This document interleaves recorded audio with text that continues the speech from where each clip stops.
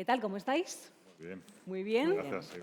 La mañana es súper interesante. Yo estoy aprendiendo muchísimo. Bueno, Así que eso que nos llevamos, por ejemplo. Empiezo contigo, Jordi, si te parece. Sí. Decía hace un momento que España ocupa el segundo puesto en la Unión Europea como fabricante de vehículos y el noveno a nivel mundial, pero todavía depende de esa cadena de valor externalizada, que la hemos visto también en la primera mesa redonda. ¿Qué papel debe jugar la política industrial para asegurar que el valor añadido del ecosistema del vehículo eléctrico se quede aquí, en España? muy bien. Oye, pues gracias por invitarme, un buen foro. Yo creo que como con cualquier revolución tecnológica que hemos vivido históricamente, que ya llevamos unas cuantas, hay un momento que hay que tener una política industrial. Entonces, siempre hay que tenerla, pero especialmente en unos momentos donde ya estamos llegando al punto que ya vemos de qué va el nuevo, como dicen, régimen sociotecnológico, o sea, el nuevo coche. Pues dejamos de una mejora incremental a un cambio disruptivo. Y este cambio disruptivo conlleva que privado y público se pongan de acuerdo, vean este futuro y trabajen en una política industrial. Por tanto, dirección y recursos. Y esto es la política industrial que estamos tratando de pasar de un excepcional que ha sido el plan de recuperación a algo estructural tanto a nivel nacional como a nivel europeo. Estamos que lo público, los representantes del Gobierno, tanto a nivel regional como a nivel nacional como a nivel europeo, y junto con el sector privado, determinen una línea. Y ahí ha salido toda la mañana pues esta línea que tenemos más o menos clara, pero hay dilemas. Que si más electrificado o más neutralidad tecnológica. Que si delante de la competitividad que tenemos en el mundo y la regionalización, pues vamos a cerrarnos más o a dejarnos más abiertos. O focalizarnos en políticas comerciales de cerrar con aranceles o política comercial o política industrial e innovación, que es la que creo que estamos diciendo que es la prioritaria, ¿no? Por lo tanto, todo este tema de balances y de dirección que tenemos que pactar entre todos, que no es fácil, pero esto es la política industrial. Por lo tanto, sí necesitamos política industrial. Y en plan recursos, y acabo, pues hemos estado dedicando gran parte del plan de recuperación, al final acabarán siendo entre 3.000 y 4.000 millones para el vehículo eléctrico conectado. Y, por lo tanto, tanto en el pasado como en el presente, como en el futuro, como ha dicho el director de ANFAC, pues vamos a seguir poniendo recursos, siempre alineado con esta dirección. Por lo tanto, aprendiendo de los mejores instrumentos, el PERTE hemos aprendido muchísimo, pues veremos cómo acaba convirtiéndose en el futuro como el mejor instrumento para dar a la oferta. Bueno, veremos qué ocurre, ¿no?, de aquí a unos años. Mariano Oya y José Manuel Casado, esta pregunta es para los dos. Desde los sindicatos se ha señalado que el Plan Auto 2030 es un buen punto de partida, pero le falta ambición para garantizar una transición sociolaboral justa. ¿Qué elementos concretos pensáis que deben reforzarse en el plan para proteger adecuadamente las plantillas? Mariano. Bueno, pues en primer lugar agradecer a ANFAC la invitación, a su presidente y a su director general, con los que mantenemos una relación fluida y permanente. Hablar a estas alturas ya de la jornada y no ser redundante es casi imposible, ¿no? Nosotros creemos que el Plan 2030 para el sector de automoción es un plan adecuado, que camina por las líneas adecuadas que necesita el sector. Hemos participado en la elaboración, como ya se ha dicho, pero creemos que adolece de algunos elementos. Por supuesto que creemos, ya se ha dicho también a lo largo de la mañana, que precisaría de más estabilidad regulatoria. Las incertidumbres no son buenas para las inversiones y, desgraciadamente, no solo por política nacional, sino también política europea, también se ha comentado, pues tenemos dificultades regulatorias que se deben intentar resolver para el buen futuro del sector. Pensamos que las ayudas se tienen que mantener, se tienen que afianzar, se tienen que agilizar. Creo que hoy también se ha comentado en varias ocasiones y coincidimos todos. Pero también creemos que hay que darle una componente social a todas esas ayudas. Aquí se están repartiendo, distribuyendo, asignando infinidad de recursos públicos y yo creo que debe haber una componente social, tiene que haber una componente con el empleo, tiene que haber una componente de exigencia que todo aquel que reciba ayudas públicas tiene que mantener el empleo. Creemos que se debe de hacer un diagnóstico del sector, en el mejor de los escenarios de que el sector fuera, como en los años pasados, dicen los expertos que va a haber una pérdida de en torno al 15-20% de empleo por la transformación del vehículo de combustión al vehículo eléctrico. Y precisamos saber, bajo ese diagnóstico, qué empleos son necesarios, qué empleos se tienen que transformar y qué empleos necesariamente van a desaparecer. Y necesitamos que haya un plan de formación, de cualificación, pactado y acordado con los agentes sociales, con los sindicatos, y pensamos también que se tiene que producir un relevo generacional. Tenemos instrumentos que han funcionado y que se deben de seguir manteniendo, como el contrato relevo, y ahora voy a incorporar algún elemento, quizá me ha interpelado López Tafall en su intervención con el tema del absentismo, algún elemento que este sector, que ha sido puntero, que ha sido un sector referencial para el resto de los sectores industriales de nuestro país, para el resto de los sectores económicos, que ha sido el profundo diálogo social y el gran compromiso de empresas y trabajadores en el desarrollo de los centros fabriles, que sería en ese análisis global de que va a haber que repartir el empleo, necesariamente, la reducción del tiempo de trabajo debiera de ser un instrumento muy útil. Yo sé que posiblemente a la mayoría de los que están aquí esto les chocará, pero el sector de automoción debiera de ser el primer sector que llegara a las 32 horas de trabajo semanal. Sería un elemento incentivador de la producción, sería un elemento de reparto del trabajo, y yo creo que nos haría mucho más punteros y mucho más eficientes. Y por terminar, pues creo que tenemos instrumentos de diálogo que hay que profundizar. Acabamos de constituir con el Ministerio de Industria un instrumento de diálogo que es la Mesa de Diálogo Industrial. Tenemos que hablar mucho y tenemos que pensar que hoy en este foro y en esta jornada se ha hablado muy poco de los trabajadores.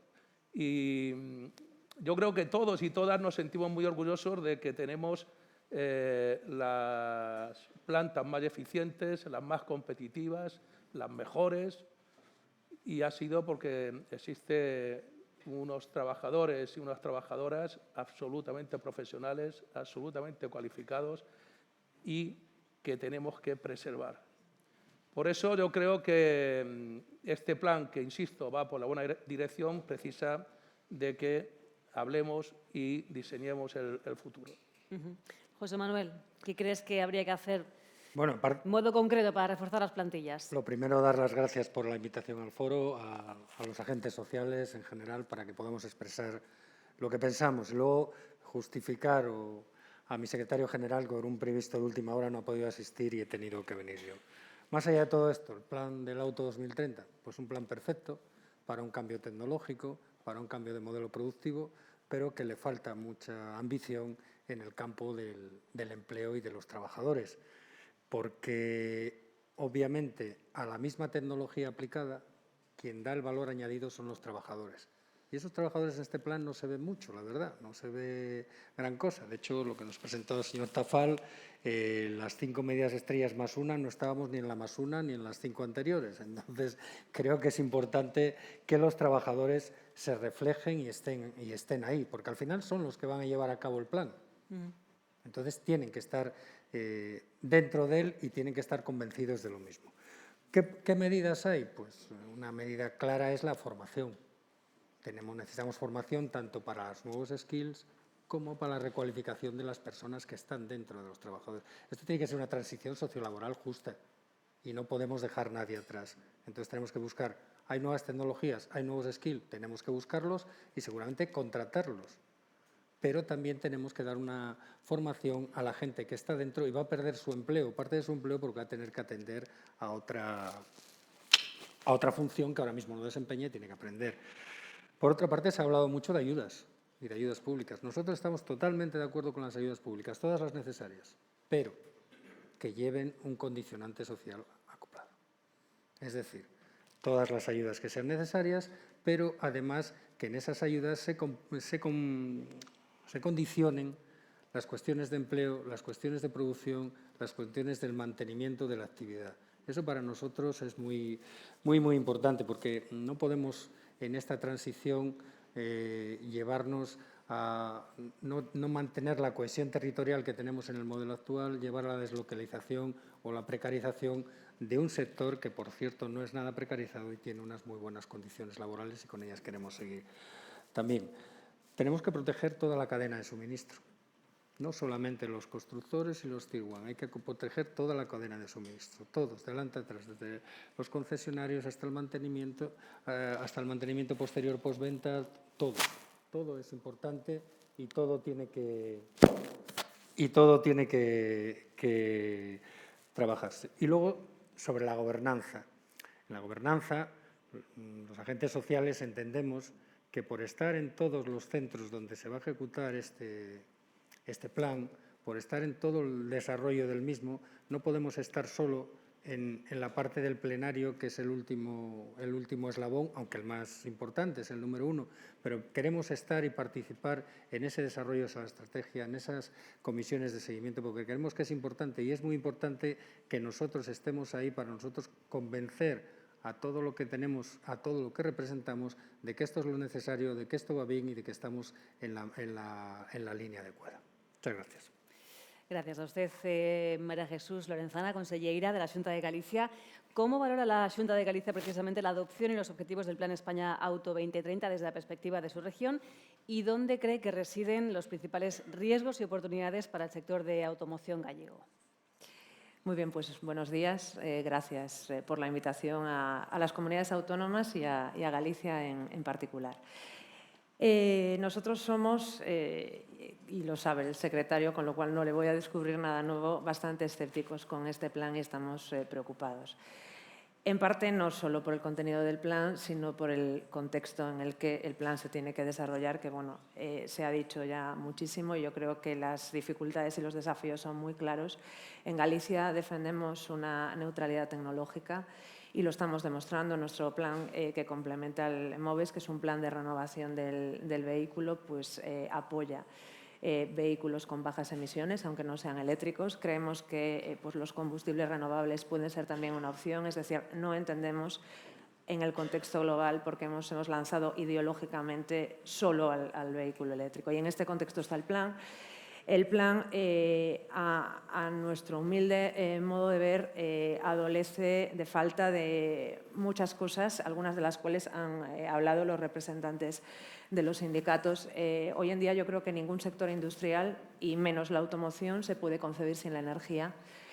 Y es un plan que yo creo que no tiene en cuenta lo que se necesita para que todo esto sea realidad. Es decir, estamos en un contexto en España en donde tenemos una red de transporte eléctrico súper deficitaria en su renovación. Estamos en un contexto en donde la energía es carísima para las empresas y no se están adoptando medidas industriales energéticas para abaratar los costes de la energía para la industria. Y estamos en un contexto en donde simplemente si todos esos coches eléctricos se pusiesen en marcha no habría red que soportase la carga, ¿no? Entonces, por cuestiones tan pragmáticas como esto, no entendemos por qué la energía no es un punto clave. Y tampoco entendemos por qué las personas y el talento no están en esta ecuación de manera significada. Primero, y es así, España tiene un índice de absentismo y de falta de productividad insoportable y Galicia es de las más elevadas, o sea, sé bien de lo que estoy hablando. todas esas personas que ahora mismo trabajan no solo en las industrias matrices, sino en la cadena de valor. Para que se hagan una idea, Galicia tiene aproximadamente 25.000 trabajadores en automoción, 6.500 están en la matriz, en Stellantis, el resto son todas industrias auxiliares, pequeñas, medianas y grandes empresas. Esos trabajadores que a día de hoy trabajan en fabricación de componentes destinados fundamentalmente al vehículo de combustión, tienen que formarse en el nuevo tipo de vehículo, y si no lo hacemos así, lo que acabaremos consiguiendo es que se importen componentes de economías emergentes y desaparezca todo ese masa laboral que ahora mismo tenemos, que son personas capaces que llevan trabajando mucho tiempo en automoción y que, por lo tanto, nuestro deber y nuestra labor es reciclarlas. Por lo tanto, yo creo que hoy en día hablar de un plan de cualquier tipo de industria sin tener en cuenta esa transversalidad entre la parte, como digo, de la energía y la parte laboral, es un plan que, desde mi punto de vista, pues tiene grandes posibilidades de fracasar en una parte, porque a lo que nos estamos enfrentando es algo muy complejo que nos excede a España en gran medida, pero yo creo que España, como país y potencia de automoción, tenemos que tener una voz clara en Europa en este sentido, y aprovechar, sobre todo en un momento en donde el talento es muy difícil encontrarlo, retenerlo, es muy difícil encontrar personas. Las empresas de todos los sectores tienen muchísimas dificultades para encontrar personas, con lo cual, pues, destinar una parte de los esfuerzos en coordinarse vuestro ministerio con el Ministerio de Empleo y en trabajar para ese reciclaje sería fundamental. Luego, yo la financiación no la veo clara, ni la gobernanza del plan.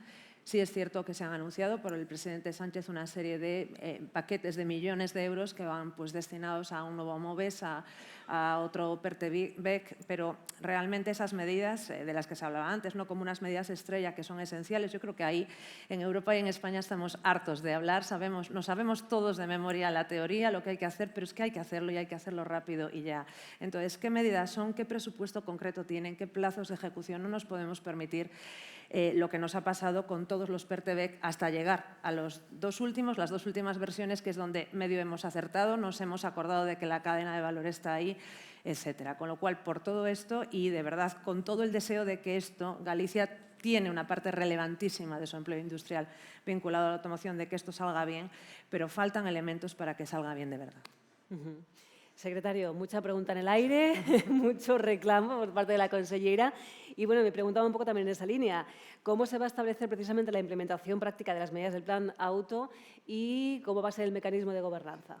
Bueno, a ver, yo creo que sería más positivo, en el sentido que en lo que tenemos de contexto político actualmente, poder haber desarrollado este plan que presentamos en diciembre, en el que hemos trabajado con todas las asociaciones, también con los ministerios, que a veces cuesta, ¿no?, que estemos todos en la misma línea, sea cual sea el Gobierno o en la comunidad autónoma o a nivel nacional.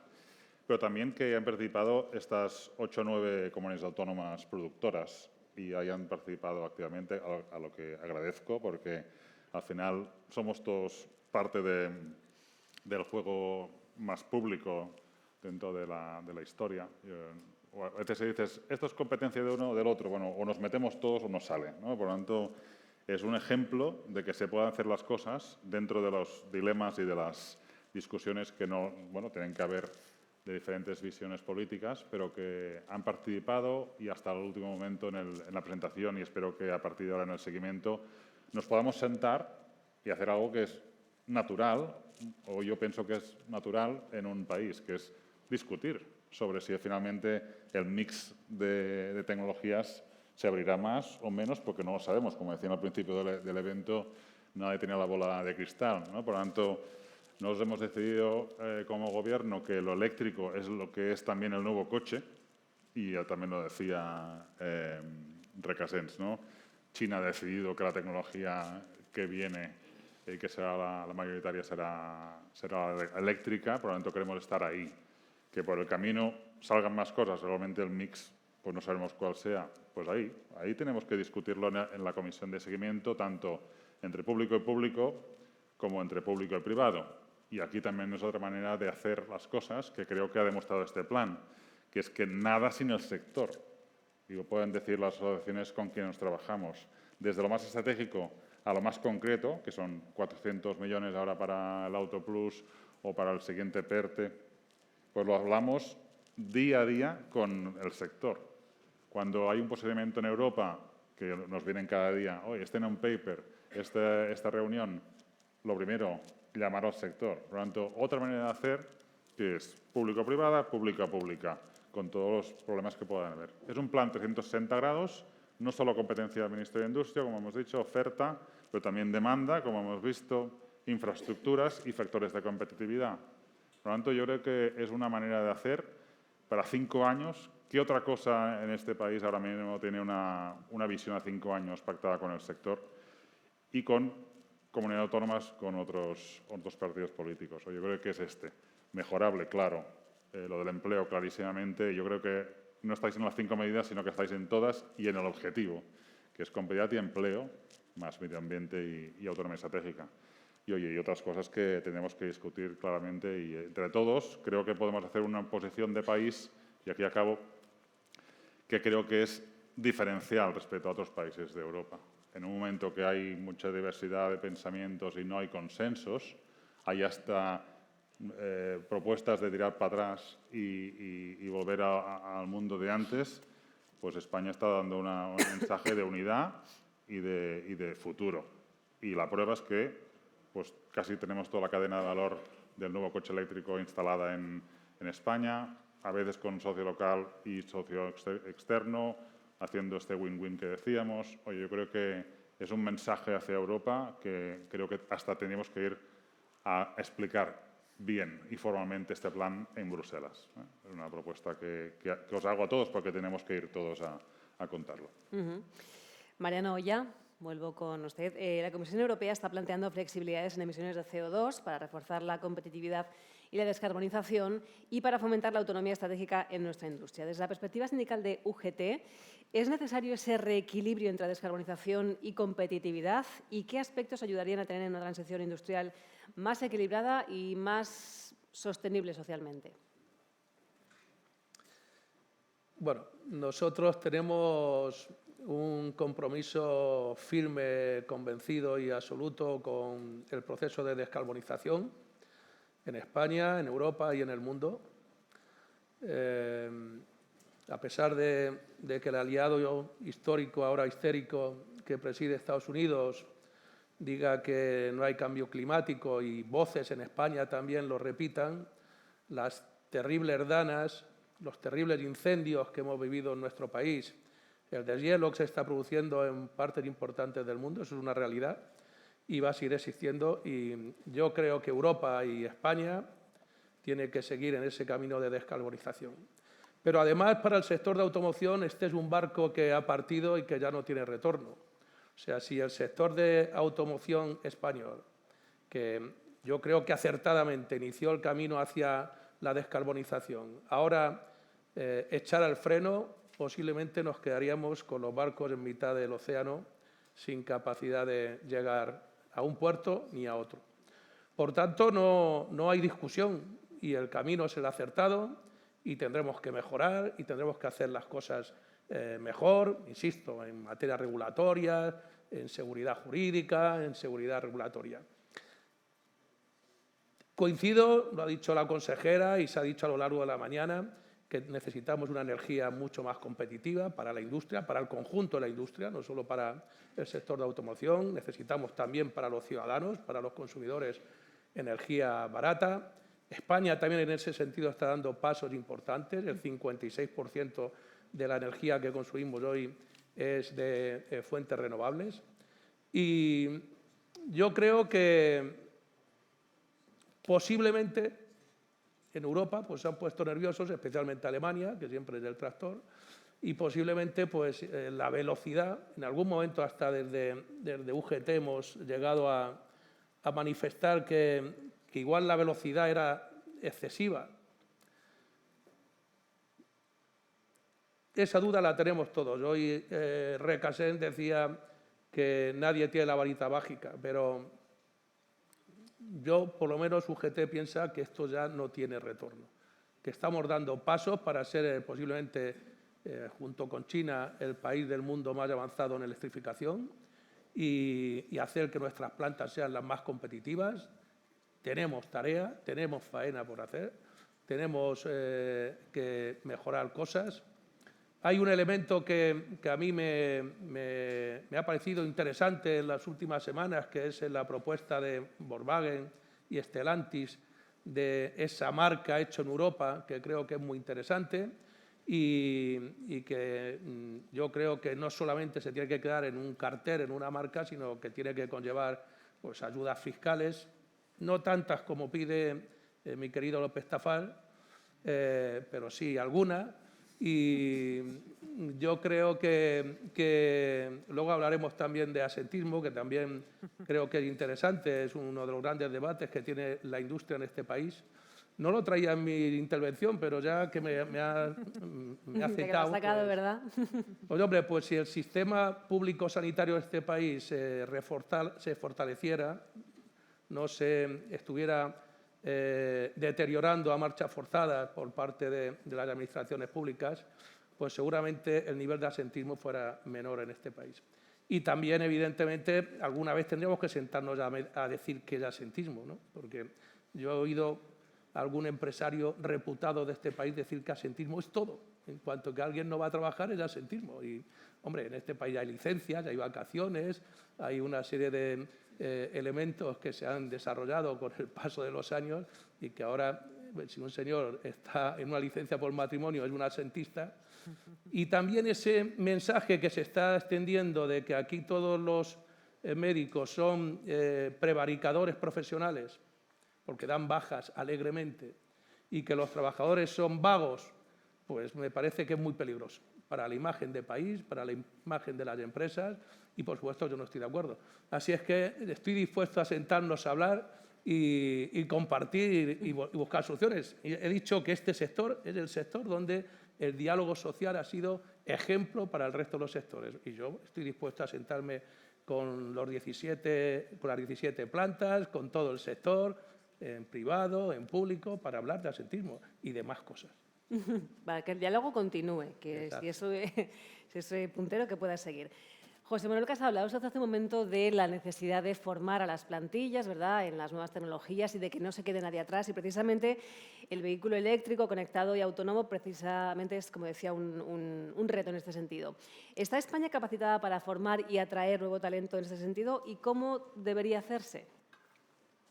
España, no cabe duda, que tiene una base industrial muy sólida y un talento en sus trabajadores también muy claro. Entonces, lo que no nos podemos es dormir en los laureles.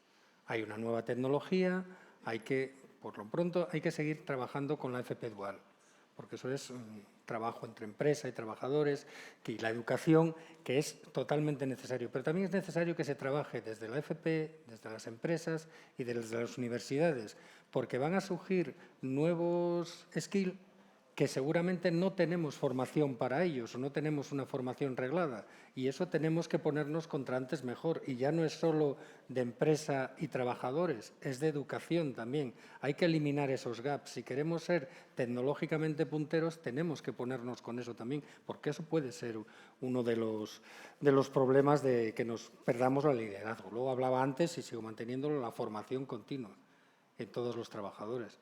En todos los trabajadores, pero no solo de constructores, de toda la cadena de valor, porque los coches los haremos con una tecnología, pero aguas abajo alguien los tiene que reparar o mantener. Es decir, la formación tiene que ser para todo el sector y para toda la cadena de valor. Después necesitamos un liderazgo público en cuanto a enseñanza formativo, ¿vale?, para atraer sobre todo a un sector que yo creo que es atractivo, pero atraer un poco más a los jóvenes, a la mujer, incluso a los migrantes, que los vamos a necesitar porque no vamos a tener tanta capacidad para cubrir los puestos que se van a ir generando. Luego, por otra parte, el relevo generacional y el know-how es totalmente imprescindible en este sector. Hay medidas que tienen que mantenerse como el contrato relevo. ¿Para qué? Para que una persona que se va en ese periodo de contrato relevo, que trabaja un tiempo determinado, pueda trasladarle todo el conocimiento a la nueva persona que viene, porque no se trata solo de las nuevas tecnologías, hay que conocer también lo que es el sector y lo que es la producción de todo el tal, no solo de lo nuevo, sino no sé si equivocaremos. Y la propuesta, pues evidentemente, es un plan integral de formación a nivel estatal en que participan las administraciones, participan los sindicatos y todos los agentes sociales.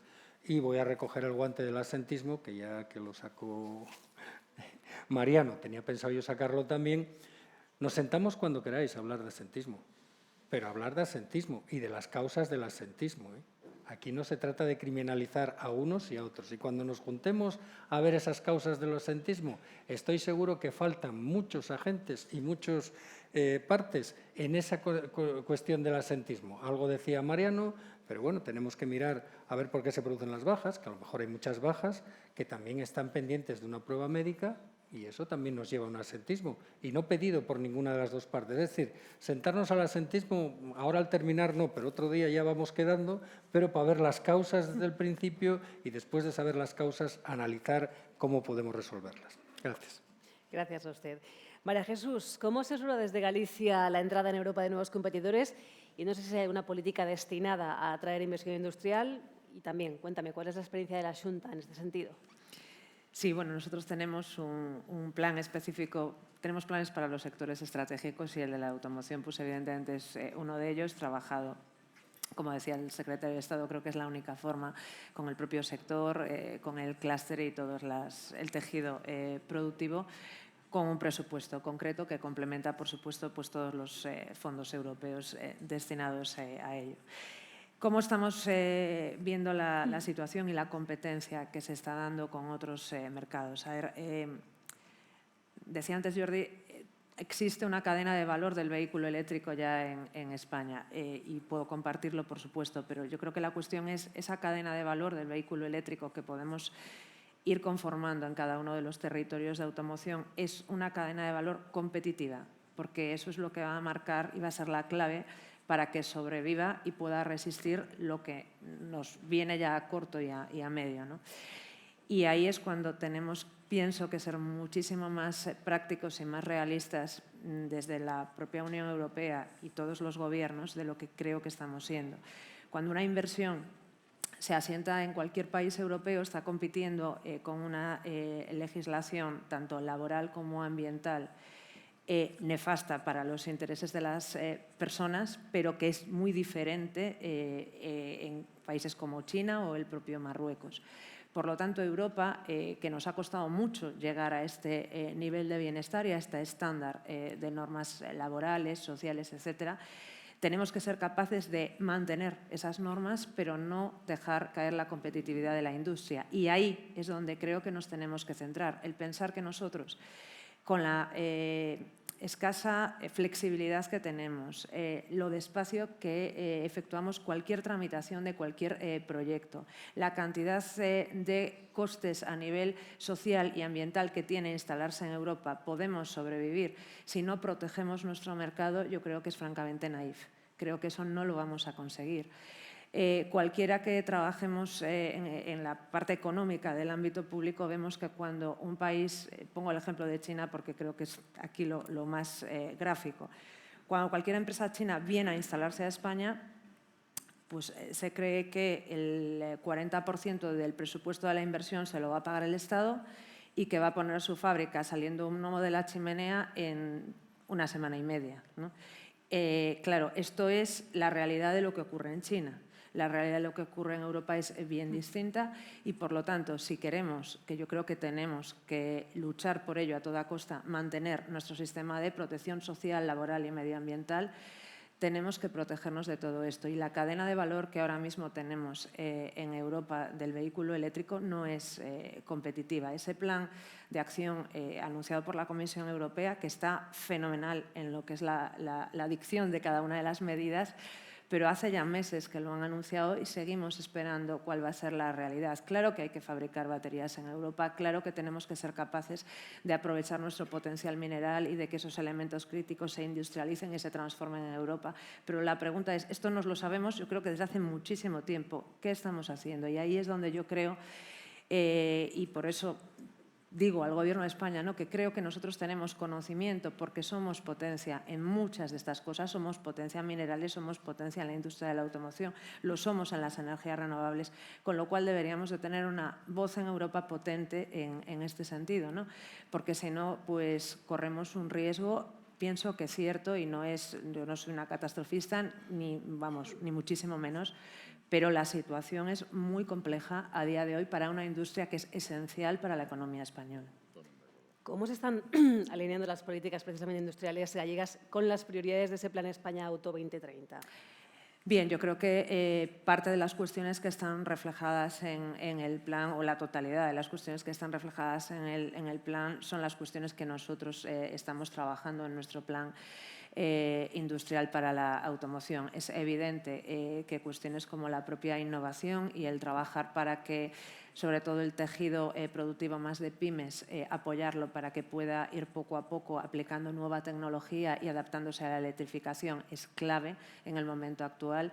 Las pymes se tienen que dar cuenta que la pequeña o mediana empresa que no innove a día de hoy está muerta. No sé si en 5, 6 o 7 años, pero va a estar muerta. Y para eso la Administración tenemos un papel, creo que relevante, en acompañarlos. Toda la parte de entender no solo las industrias matrices, sino la cadena de valor y llegar hasta la comercialización y cómo complementamos, como decía antes, el plan MOVES, pues es muy importante. Y luego nosotros le hemos dado una transversalidad, creo, a nuestro plan, que por eso lo decía antes al secretario, superior al que tiene el plan estatal. Economía, trabajamos coordinando a los restantes departamentos. Yo llevo directamente industria, pero coordinamos empleo y por eso hay medidas destinadas a la formación profesional dual, a la microformación, que realmente es lo que ahora se va a necesitar. Los planes de formación, como están concebidos a día de hoy, los certificados de profesionalidad, las especialidades formativas, no están adaptados en sus contenidos a lo que viene, con lo cual es necesario que eso se adapte y no tenemos tiempo para darle muchas más vueltas. Bueno, pues queda mucho trabajo por delante por hacer, muchas medidas que tomar, muchas reuniones que tener con mucha gente. Estamos casi, nada, 5 minutos de terminar y me quedan preguntas en el tintero, pero vamos a ir a por la última, si os parece, que es un poco común para todos, la de conclusión, y os pido una petición concreta para impulsar el futuro del sector y conseguir que España siga siendo, en el nuevo mundo eléctrico, un líder mundial en producción y empleo. Secretario de Estado, comenzamos por aquí. Yo me quedo con el eslogan que tenía el Congreso Nacional de Industria hace unos 10 días en Bilbao, que es «lo bien hecho nos define».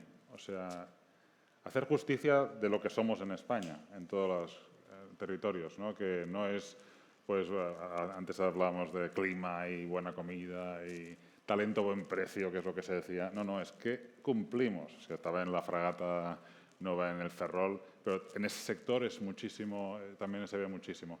Que nos creamos que lo que vendemos ahora es fiabilidad y el bien hecho competitivo.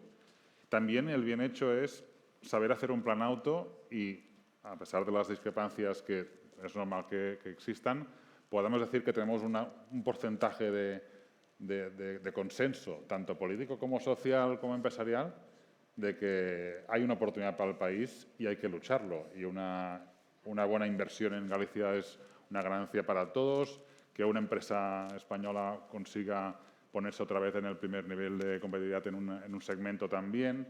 Por lo tanto, también es bien hecho esto. Y también es bien hecho este balance entre proteger lo nuestro, pero también abrir con China ahora mismo inversiones que nos compartan tecnología, generen empleo. Por lo tanto, yo creo que esta visión así de relato de país, que nos lo creamos y sepamos hacerlo, conseguir haciéndolo todos a la una, aunque por dentro pues haya discusiones, discrepancias normales. Bueno, es lógico. Consellera. Bueno, pues yo me voy a unir a esa marca España. El presidente, de hecho, de la Xunta, Alfonso Rueda, dice muchas veces que la industria en Galicia y la automoción claramente es Galicia Calidad, es parte, ¿no?, de nuestra marca. Y con esto, pues mi mensaje sería que no olvidemos nunca que es una industria súper apegada a los territorios, por lo tanto, la gobernanza de cualquier plan tiene que contar con el territorio, ya no digo con las comunidades, que es lo que reclamo, sino con la industria que está en el territorio y que al final Si somos capaces de hacerlo bien, pues lo que vamos a dejar es más empleo y más bienestar. Es decir, que cuando tomamos esas decisiones estamos hablando de las personas y de la pequeña y mediana empresa que está en cada una de nuestras comunidades. Mariano Oya. Bueno, yo me gustaría, para terminar, pedir un deseo, no sé si a los Reyes Magos, que es el de, si en este país pudiéramos conseguir que saliera adelante la ley de industria y que esa ley de industria tan necesaria para los sectores industriales, también el de la automoción, estuviera enmarcada en un pacto de Estado por la industria que venimos demandando desde los sindicatos con poco éxito, como vemos. Yo sería posiblemente una de las personas más felices de este país. Creo que este país necesita ese pacto, como mínimo entre los dos grandes partidos, PP y PSOE. Por supuesto, el PNV se viera de incorporar, la Esquerra, los diferentes partidos minoritarios, pero PP y PSOE deberían, por responsabilidad, tener un acuerdo, un pacto que nos pueda, con los mayores o menores aciertos, que seguramente serían muchos, que nos puedan señalar un camino hacia un futuro de 20, 30 años que van a ser trascendentales, fundamentales para la historia de este país, para la industria de este país. Y ese pacto, si pudiera luego enmarcarse en un pacto también europeo por la industria, ya sería la repera. Pero me conformo con un pacto en nuestro país y que los dos grandes partidos... Yo he escuchado al señor Nadal hace un rato y tampoco ha dado mucho tiempo para poder sentarme y preguntarle algunas cosas, pero me da unas ciertas incertidumbres, como que podemos dar otro bandazo, y yo creo que si hay un cambio político en este país, desde el punto de vista de la industria no se debieran de dar bandazos. Deberíamos de tener claro nuestra hoja de ruta, haya un gobierno del PSOE o haya un gobierno del PP, que se supone que son los dos que van a gobernar este país. Perfecto. Entonces, es mi deseo para este país, pero creo que me quedaré en el deseo. José Manuel Casado, último deseo, petición. Bueno, no sé. Me puedo juntar a lo de los otros tres y luego ya vamos Y nos viendo. sale, pero... le ponemos un lazo. Bueno, en nos queda cualquier muy caso, bonito. yo creo que los planes sectoriales de sectores que son estratégicos en un país, como es el del automóvil, como estaba diciendo antes Mariano, la ley de industria, no pueden estar condicionados por el calendario político. Esto tenemos que hablar de un pacto de Estado, de una política industrial que nos valga a todos y tenemos que llegar a ese mínimo común múltiplo, a lo mejor no al máximo común divisor, pero sí al mínimo común múltiplo que permita que las empresas y los sectores tengan una visión estratégica a 10, 15, 20 años que no se sabe que van a cambiar. Eso es muy necesario en este sector como es todo. Es necesario en Europa, evidentemente. Europa pues, marca la legislación de todos los países, pero no nos podemos refugiar en que Europa no lo hace para no hacerlo nosotros. ¿Es necesaria la participación de Europa? Sí. ¿Es necesaria la financiación de Europa y la del Estado para estos proyectos? Sí. Pero no nos podemos quedar solo en eso. Tenemos que tirar hacia adelante, tenemos que ver cómo podemos sacar esto sin que haya cuestión de colores de camisetas a última hora para ver que ahora yo entro y cambio esto, ahora yo salgo y no apruebo esto. Eso no puede ser, esto es una cuestión de país. Los sectores estratégicos son para proyectos de país y para pactos de país y esto es evidentemente lo que necesitamos. Y una sola cosa que quiero lanzar, creo que el vehículo eléctrico tenemos que socializarlo, tenemos que hacer un leasing social. Hay muchos trabajadores que por motivos de dónde están sus puntos de trabajo, que no hay transporte público, se ven obligados a ir en coche, en su propio automóvil, a esos centros de trabajo. Tenemos que conseguir un automóvil que sea social, que pueda acceder todo el mundo a ello, que eso redundará en la descarbonización seguro. Y sobre todo, si a más o mayores, que ese vehículo social sea fabricado en Europa y, si es posible, ahora que no me oye casi nadie, fabricado en España. Esa sería la petición. Muchas gracias. Gracias, José Manuel Casado, Mariano Oya, María Jesús Lorenzana y Jordi García Brustenga. Un aplauso para los cuatro. Muy interesante escucharles.